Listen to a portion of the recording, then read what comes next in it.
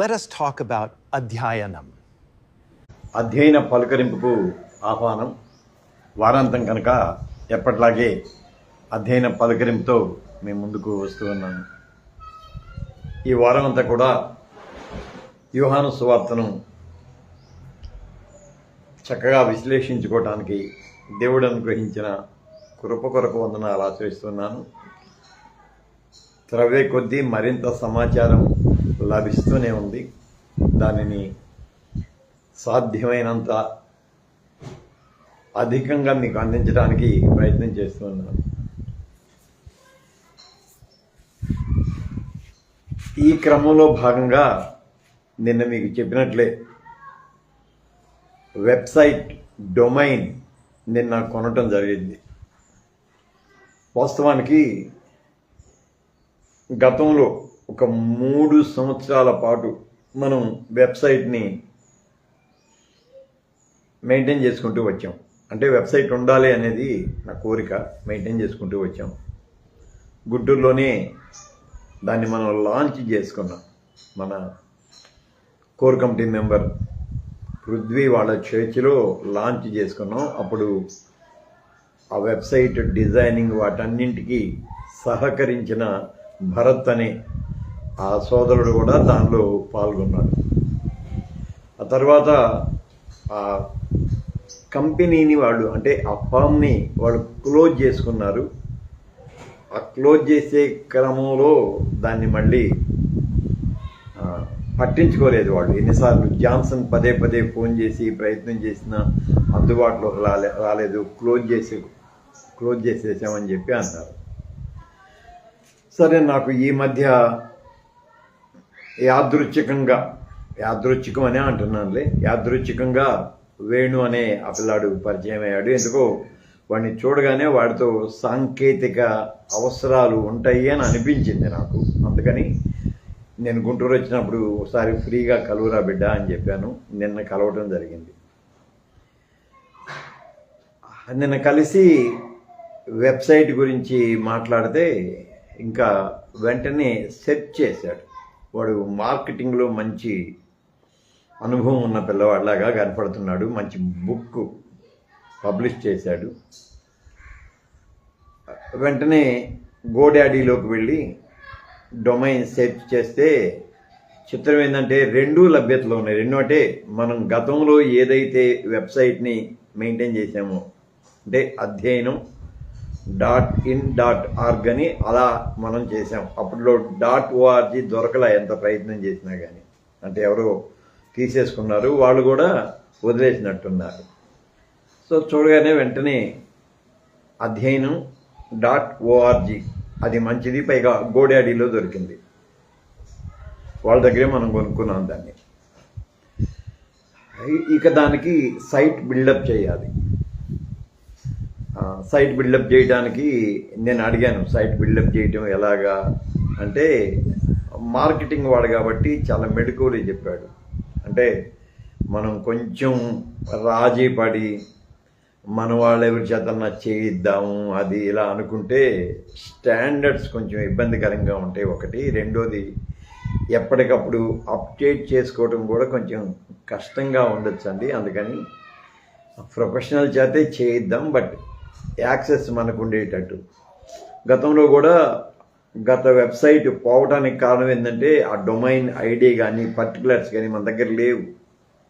ఈసారి అలా కాకుండా నేను నా అకౌంట్లో నుంచే, నా ఈమెయిల్లో నుంచే పర్చేజ్ చేయడం జరిగింది.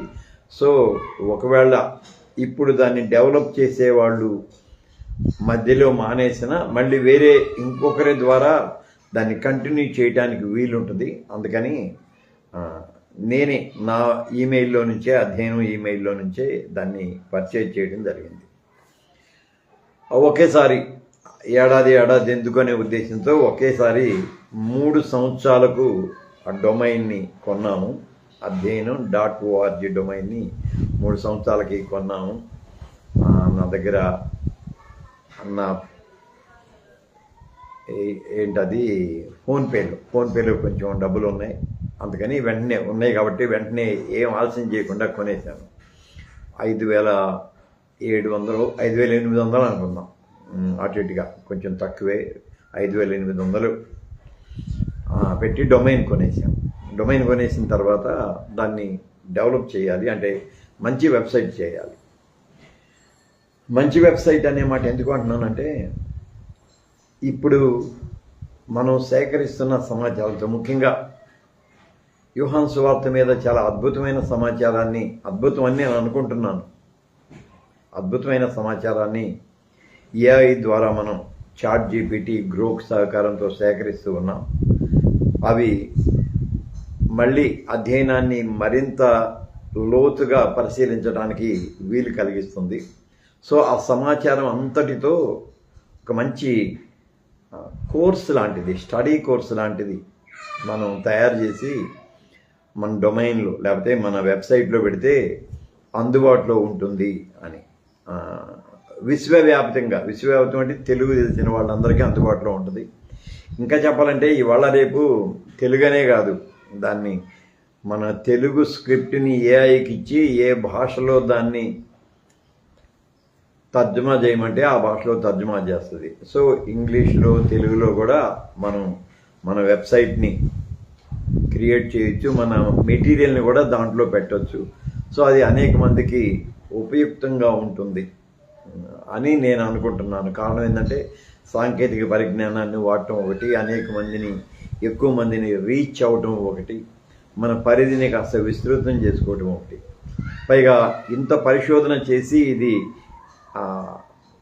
అజ్ఞాతంగానో లేకపోతే కొంతమందికే పరిమితం అయితే బాగోదు అని అనిపించింది. సో ఓపిక ఉంది కాబట్టి చేద్దాము అని. ఇన్ని మాటలు ఎందుకు చెబుతున్నానంటే ఒకే ఒక కారణం. ఒక 20,000 రూపాయలు మనం బిల్డ్ చేసే వాళ్ళకి, వెబ్సైట్ బిల్డ్ చేసే వాళ్ళకి ఇస్తే వాళ్ళు మంచి వెబ్సైట్ చేస్తారు అన్నారు. వాస్తవానికి గోడాడీలో ఎయిరో అని ఒక ఏఐ ఉంది, ఏఐ వారు, గోడాడీ ఏఐఆర్. దానిలోకి వెళ్ళి మనం మనదైన వెబ్సైట్ చేసుకోవచ్చు, కానీ అంత సాంకేతిక స్టాండర్డ్ ఉండదు. అది మనంతటి మనం చేసుకుంటే అంత ఖర్చు కాదు, కానీ ఒక ప్రొఫెషనల్ని మనం తీసుకొని చేస్తే అదను రెగ్యులర్గా మనం అప్డేట్ చేసుకోవడానికి, అప్డేట్ కూడా కోడింగ్ లేకుండా, వర్డ్ప్రెస్లోకి వెళ్ళి కోడింగ్ లేకుండా మనంతటి మనం అప్డేట్ చేసుకోవడానికి వీలుగా దాన్ని బిల్డప్ చేద్దామని ఒక మంచి ఆలోచన. సో నేను సాధారణంగా ఆర్థిక విషయాలు, లాజిస్టిక్స్ మాట్లాడటానికి ఇష్టపడను. ఎందుకంటే నేను మొదటి నుంచి ఏం నమ్ముతానంటే, సంబంధాలని దెబ్బతీసేది ఆర్థికమే. ఆర్థిక సంబంధం ఎప్పుడైతే మానవ సంబంధాల్లోకి ప్రవేశిస్తుందో ఇక అక్కడి నుంచి ఎందుకో తేడా వస్తుంది అని అనిపిస్తుంది. అందుకని నేను ఎప్పుడు లాజిస్టిక్స్ గురించి, ఆర్థిక విషయాల గురించి మాట్లాడను.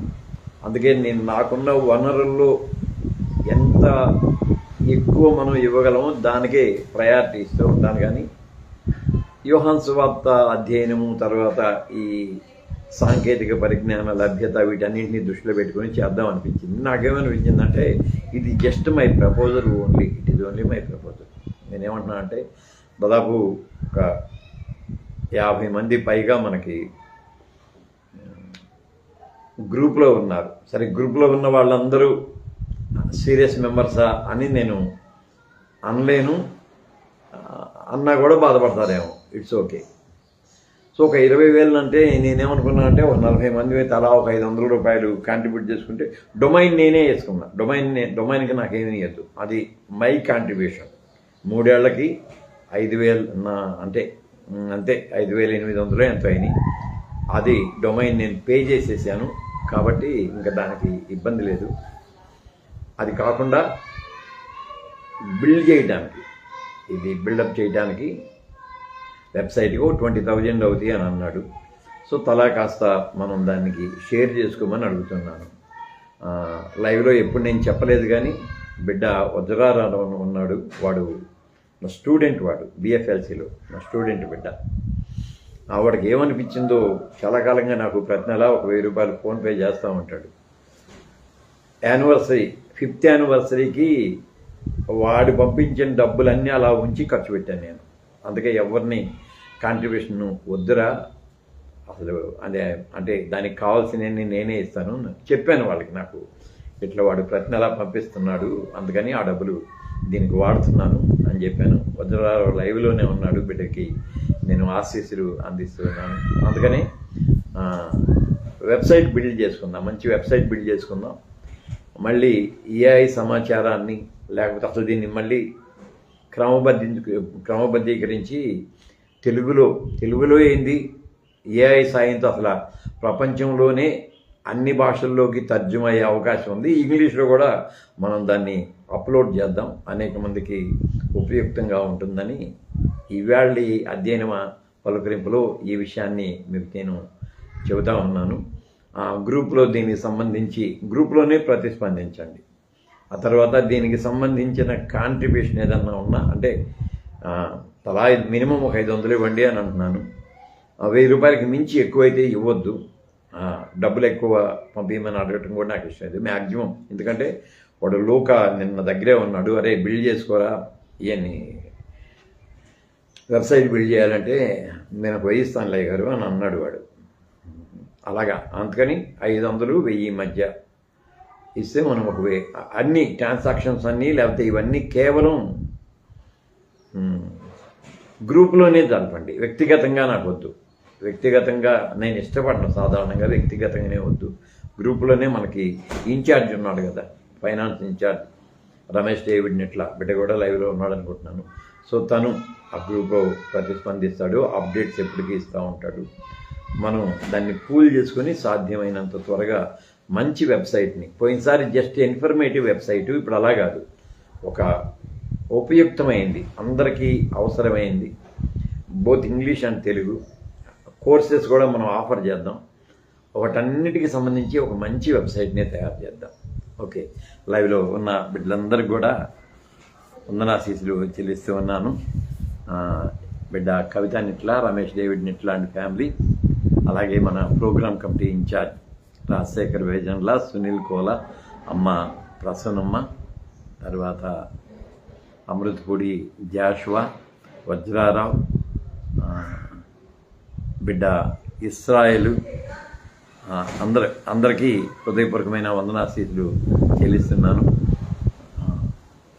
వెబ్సైట్ని మళ్ళీ ఒక మంచిగా చేసి దాన్ని మనం లాంచ్ చేస్తాం. దానికోసం ప్రార్థన చేయండి, మీ వంతు సహకారాన్ని గ్రూపులో అందించండి. సోమవారం యథావిధిగా మళ్ళీ యోహాను సువార్త 1వ అధ్యాయం 4వ వచనంతో మన ప్రోగ్రామ్ని కొనసాగించుకుందాం. అందాక సార్.